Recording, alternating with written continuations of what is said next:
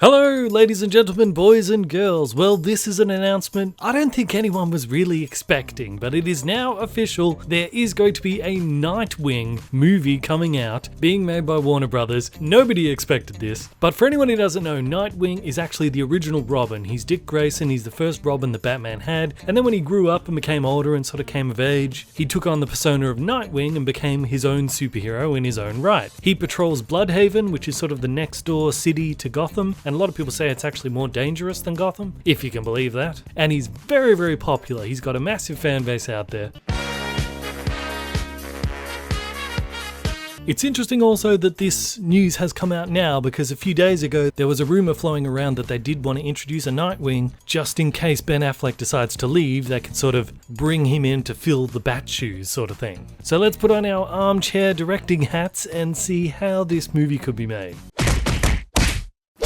The first thing to understand about Nightwing is he is not just a discount Batman. No, he's not. He might have been the sidekick, but he is not discount Batman. Pretty much the whole reason why he became Nightwing and became his own character and moved cities is so that he can break away and become his own man. He is not just some cheap substitute for Batman. In fact, he's totally different. He's very happy and he smiles. Batman, of course, does not. Batman likes to stick to the shadows and the darkness, while Nightwing, being a natural performer, he tends to gravitate towards the spotlight.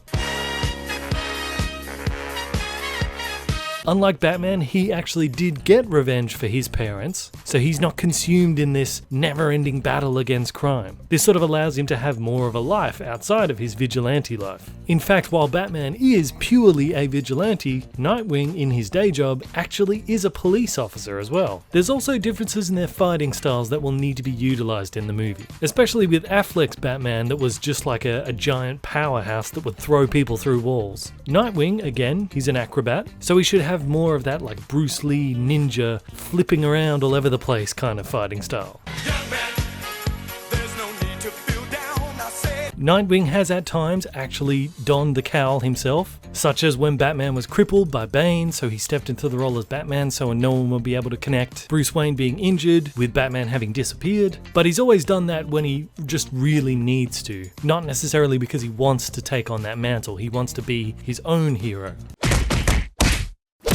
The thing that caught all of our attention in Batman v Superman was that Robin costume with the spray paint on it. What happened there? Was it Jason Todd? Did the Joker kill him? Certainly seems to imply it. If they are making a Nightwing movie, this would be the perfect time to address that because it also connects into the whole interaction between him and Batman and what it's all like. Also, Jason Todd was a successor of the original Dick Grayson Robin, so they're kind of connected in that way too. But thankfully, now that we're dealing with Nightwing rather than Robin, we can just have them as like colleagues. The last thing we want is to have sort of Nightwing going, "You're not my dad," to Batman. It's just good, we're skipping all of that. Oh, and by the way, Warner Brothers, don't make Nightwing gay, okay? There's no need to be unhappy. Right, stop that.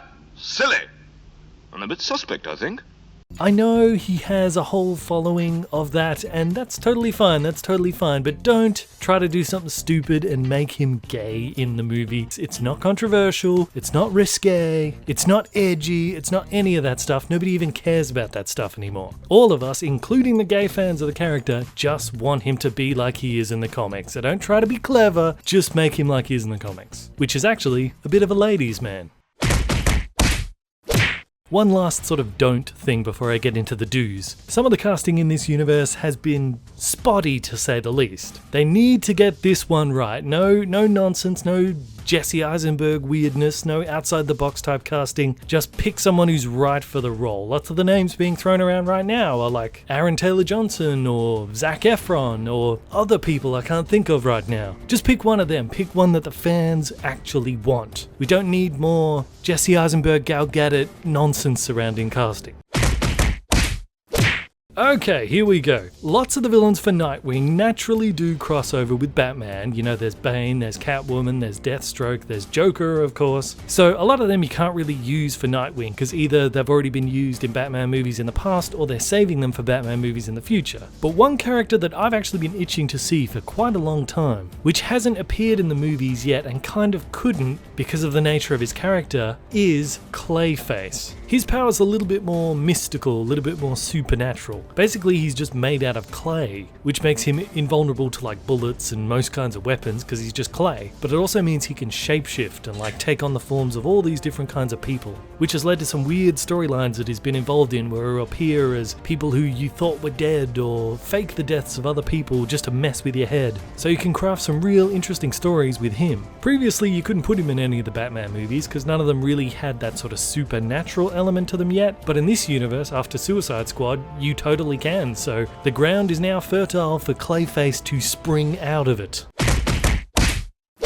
Here's what I was thinking. Maybe if they adapt the Death in the Family storyline, in which Dick Grayson's successor as Robin, Jason Todd, is beaten to death by the Joker, and Batman never gets over it. Batman in that storyline, that's kind of like him seeing his parents get shot all over again, but even worse, because this time he's had all the training and he still wasn't able to stop it. But then years later, in the Hush storyline, Jason Todd returns from the dead, seemingly, because this later on turns out to be Clayface who's imitating him just to mess with their heads. But in this brief glimpse of a returned Jason Todd, we sort of see the former Robin, who is now hating the current Robin, sort of sees him as an imposter. That could be very useful if Clayface is imitating Jason Todd in a Nightwing movie. There'd naturally be this friction between them. It'd be like the good Robin versus the evil Robin. I think that'd work really well in a Nightwing movie. It would also explain the story of what happened to this Robin in this Robin suit that we saw in Batman v Superman. It'd be a good platform to explore the relationship between Nightwing and Batman, but it would still give you enough room to craft like a new story. Maybe like Nightwing uncovers more information about Jason Todd's death around this Clayface Jason Todd, and he doesn't want to tell Batman about it until he's sure. And then later on you could have the reveal that maybe Clayface is working with another villain, doing this whole thing to distract Nightwing and Batman so that they can blow up a city or something, and they can rush off and prevent that at the end. But that's just my very rough, quickly slapped together ideas of what a Nightwing movie could be about. Let me know what you guys think. Do you think maybe they should also explore sort of his relationship with Batgirl, who then later becomes Oracle? Do you think they should introduce her through him? Put your thoughts down below. If you want to check out other videos from me, you can click on any you see right here. I am Bandit, this is Bandit Incorporated. Until next time, I will see you guys in the comments.